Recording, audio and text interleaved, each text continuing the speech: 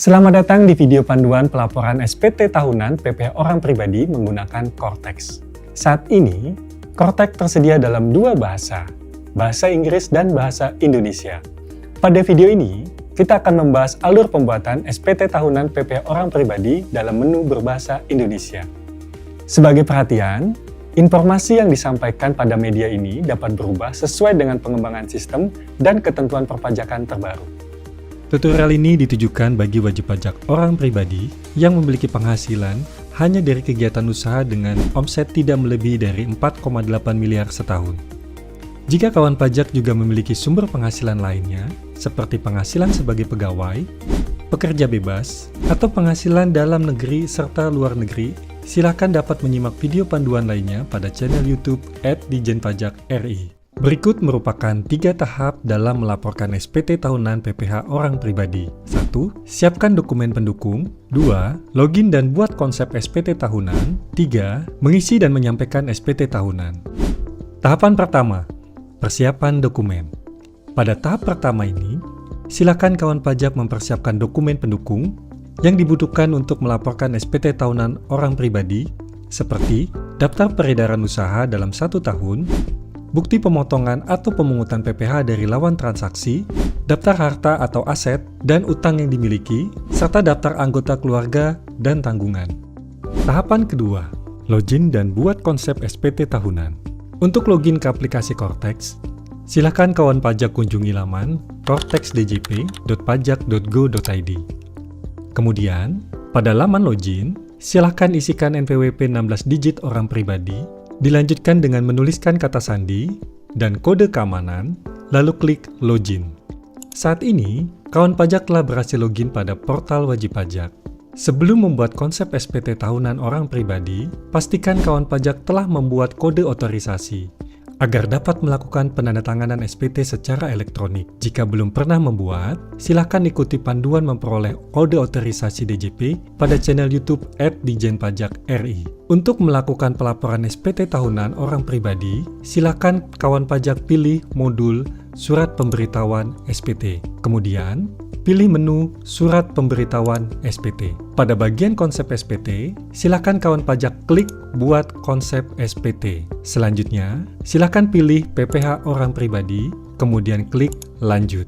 Kemudian, silakan kawan pajak memilih jenis periode dengan cara pilih SPT tahunan dan dilanjutkan dengan memilih periode dan tahun pajak sesuai dengan tahun pajak yang akan dilaporkan.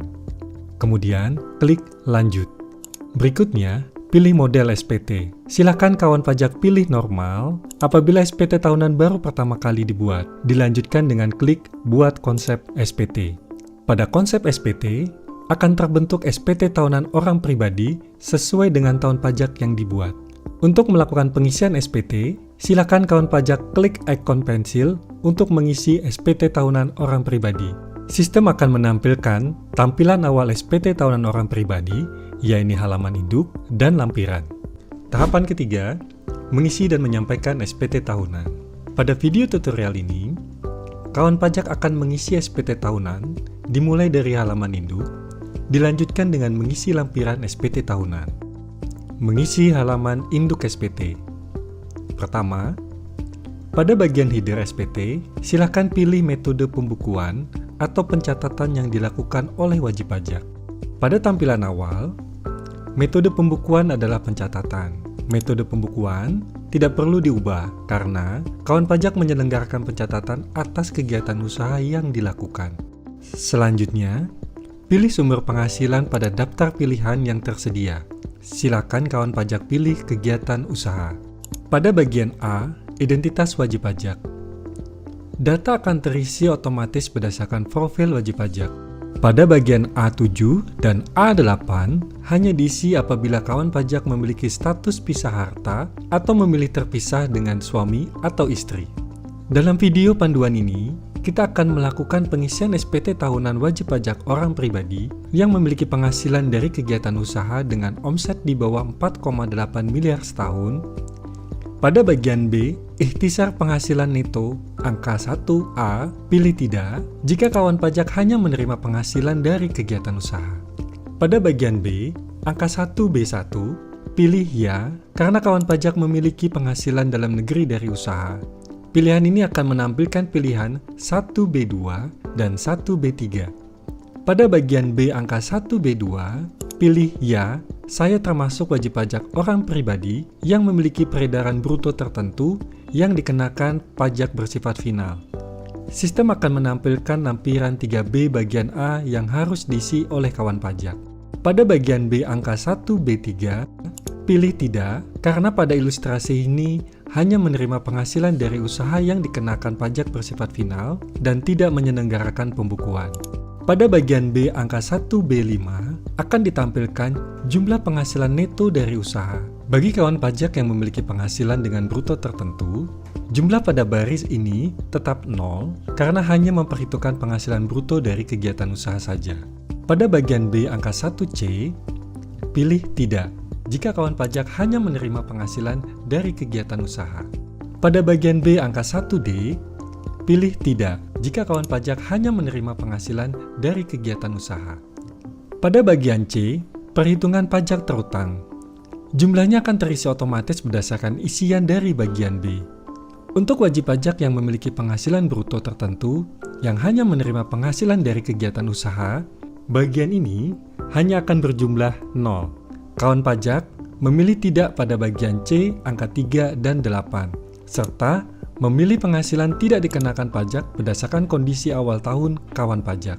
Pada bagian D, kredit pajak, angka 10A, dimungkinkan kawan pajak bertransaksi dengan pihak yang telah ditunjuk sebagai pemotong atau pemungut pajak penghasilan, serta mendapat bukti potong PPh final. Atas bukti potong tersebut, tidak perlu diinput pada bagian ini, namun akan masuk langsung ke bagian 3B bagian A. Pada ilustrasi ini, silakan kawan pajak memilih tidak untuk angka 10A. Pada bagian D, angka 10B dan 10C terkait dengan angsuran dan surat tagihan pajak untuk PPh pasal 25. Kawan pajak tidak terkait dengan pengisian ini dan dapat dilewati ke pilihan berikutnya. Pada bagian D, angka 10D, pilih tidak jika kawan pajak hanya menerima penghasilan dari kegiatan usaha. Pada bagian E, PPh kurang atau lebih bayar, menampilkan hasil penjumlahan otomatis dari bagian sebelumnya. Bagi kawan pajak yang memperhitungkan PPh finalnya hanya berdasarkan penghasilan bruto dari kegiatan usaha, pada bagian ini akan terisi 0. Sehingga angka 11A, 11B, dan 11C dapat dilewati pengisiannya. Bagian F, pembetulan, hanya diisi jika model SPT tahunan adalah pembetulan. Pada bagian G, permohonan pengembalian PPh lebih bayar. Karena kawan pajak menggunakan perhitungan pajak penghasilan bruto tertentu, silakan lanjut ke tahap berikutnya. Pada bagian H, angsuran PPh pasal 25 tahun berikutnya. Karena kawan pajak menggunakan perhitungan pajak penghasilan bruto tertentu, silakan kawan pajak menjawab tidak di bagian H, angka 13A, 13B, dan 13C. Pada bagian I, pernyataan transaksi lainnya, angka 14A, harta merupakan isian wajib pajak pada SPT tahunan orang pribadi. Pengisiannya akan berada pada lampiran L1 bagian A. Pada bagian I, angka 14B, pilih ya. Karena pada ilustrasi ini, kawan pajak memiliki utang. Kawan pajak akan diminta untuk mengisi lampiran L1 bagian B. Pada bagian I angka 14C, pilih ya. Kawan pajak memiliki penghasilan dari usaha yang dikenakan PPh final. Kawan pajak akan diminta untuk mengisi lampiran L2 bagian A. Pada bagian I angka 14D, pilih tidak jika kawan pajak hanya menerima penghasilan dari kegiatan usaha. Pada bagian I, angka 14E dapat dilewati karena bagian ini hanya aktif bagi wajib pajak dengan metode pembukuan. Pada bagian I, angka 14F, pilih tidak jika kawan pajak hanya menerima penghasilan dari kegiatan usaha. Pada bagian I, angka 14G, pilih tidak jika kawan pajak hanya menerima penghasilan dari kegiatan usaha. Pada bagian I, angka 14H akan menampilkan jumlah kelebihan PPh final atas penghasilan dari usaha dengan peredaran bruto tertentu yang dapat diminta pengembalian berdasarkan isian pada lampiran 3B bagian A. Pengembalian atas kelebihan setor dan potongan bagi PPh final diajukan melalui pengembalian pajak yang seharusnya tidak terutang. Pada bagian J, lampiran tambahan. Kawan pajak akan diminta untuk menyampaikan apabila terdapat dokumen yang harus dilampirkan dalam SPT tahunan. Pada ilustrasi video ini, tidak ada kewajiban menyampaikan lampiran tambahan.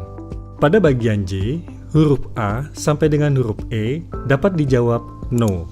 Bagian K, pernyataan, berisikan pernyataan, kebenaran, kelengkapan, dan kejelasan SPT tahunan. Akan diisi sebelum kawan pajak menyampaikan SPT tahunan setelah mengisi seluruh halaman induk dan lampiran SPT. Pengisian halaman induk SPT telah selesai. Akan dilanjutkan dengan pengisian lampiran SPT. Pengisian lampiran SPT tahunan. Gulir ke bagian atas untuk melihat lampiran yang harus diisi. Pengisian lampiran ini dilaksanakan berdasarkan urutan yang paling ditampilkan sistem pada halaman induk. Dalam tutorial ini, urutan lampirannya adalah lampiran L3B, lampiran L2, dan lampiran L1. Pengisian lampiran L3B. Pada lampiran L3B, rekapitulasi peredaran bruto terdapat 4 bagian, yakni daftar tempat kegiatan usaha yang merupakan daftar seluruh cabang usaha yang dimiliki oleh wajib pajak. Bagian A, rekapitulasi peredaran bruto untuk wajib pajak orang pribadi yang memiliki peredaran bruto tertentu yang dikenai pajak bersifat final. Bagian B, rekapitulasi peredaran bruto untuk wajib pajak orang pribadi pengusaha tertentu. Dan bagian C, rekapitulasi peredaran bruto untuk pengguna norma perhitungan penghasilan neto. Berdasarkan pilihan pada halaman induk, kawan pajak hanya dapat mengisi pada bagian A. Pada lampiran L3B bagian A, kawan pajak memasukkan peredaran bruto usaha untuk setiap bulan selama 1 tahun per tempat kegiatan usaha. Untuk pengisiannya, silakan klik ikon pensil di sebelah kiri nama tempat kegiatan usaha masing-masing.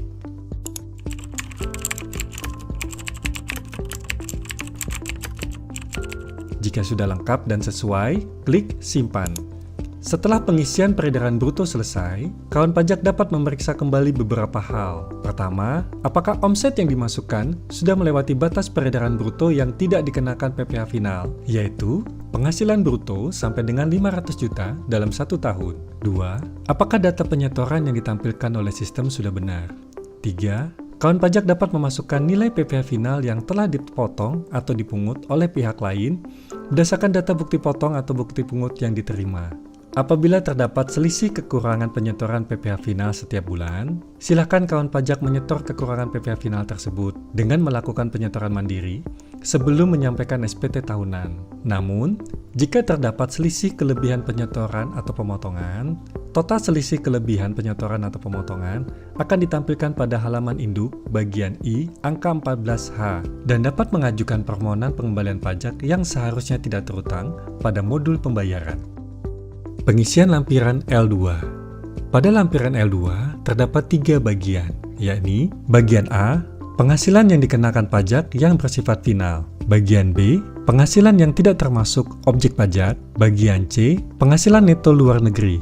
Berdasarkan pilihan pada halaman induk, kawan pajak hanya dapat mengisi pada bagian A. Pada lampiran 2 bagian A, sistem akan mengisi otomatis untuk 2 jenis data, yaitu data penyetoran sendiri PPh final dengan kode akun pajak 4111284220 dan data penghasilan dari bukti pemotongan PPh final. Atas data yang ditampilkan, silakan kawan pajak memasukkan nilai dasar pengenaan pajak atas penyetoran PPh final secara mandiri dengan melakukan klik pada ikon pensil.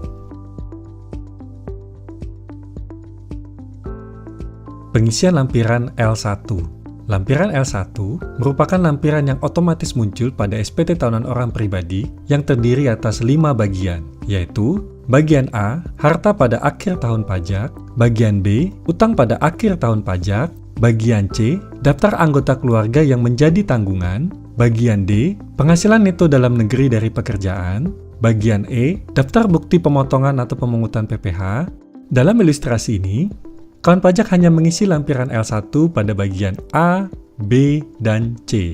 Pada lampiran L1 bagian A, sistem akan mengisi otomatis data harta berdasarkan SPT tahunan orang pribadi pada tahun pajak sebelumnya. Silakan kawan pajak cek posisi harta pada akhir tahun pajak pelaporan dan lengkapi data yang sudah ada, atau dapat menghapus data harta yang sudah tidak dimiliki atau dikuasai. Pada lampiran L1 bagian B, sistem akan mengisi otomatis data utang berdasarkan SPT tahunan orang pribadi tahun pajak sebelumnya. Silakan kawan pajak cek posisi saldo utang di akhir tahun pajak pelaporan dan melengkapi data yang sudah ada atau dapat menghapus data utang yang sudah tidak dimiliki. Pada lampiran L1 bagian C, sistem akan mengisi otomatis data keluarga berdasarkan data pihak terkait pada akun wajib pajak khusus yang termasuk dalam kategori tanggungan.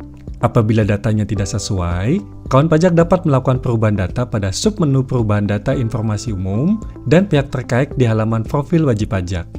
Pengisian lampiran sudah selesai. Silakan kawan pajak kembali ke halaman induk untuk submit SPT tahunan orang pribadi.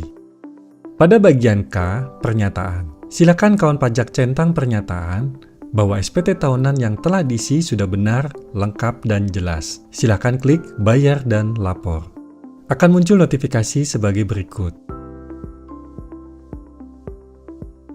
Selanjutnya, silakan kawan pajak menandatangani SPT tahunan secara elektronik. Pada bagian penyedia tanda tangan, pilih kode otorisasi DJP.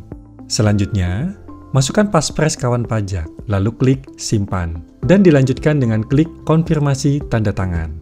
Status SPT tahunan akan otomatis menjadi dilaporkan. Hal ini dikarenakan penyetoran PPh final telah dilaksanakan sebelum SPT tahunan dikirim. Kawan pajak dapat melihat bukti pelaporan SPT tahunan PPh orang pribadi pada submenu SPT dilaporkan. Selamat! Kawan pajak telah berhasil melaporkan SPT tahunan PPh orang pribadi melalui Cortex. Jika kawan pajak masih memerlukan bantuan, silakan kunjungi www.pajak.go.id, hubungi Kering Pajak 1500200, dan subscribe channel YouTube @Dijen-Pajak-RI untuk menyimak video panduan lainnya. Pajak tumbuh, Indonesia tangguh.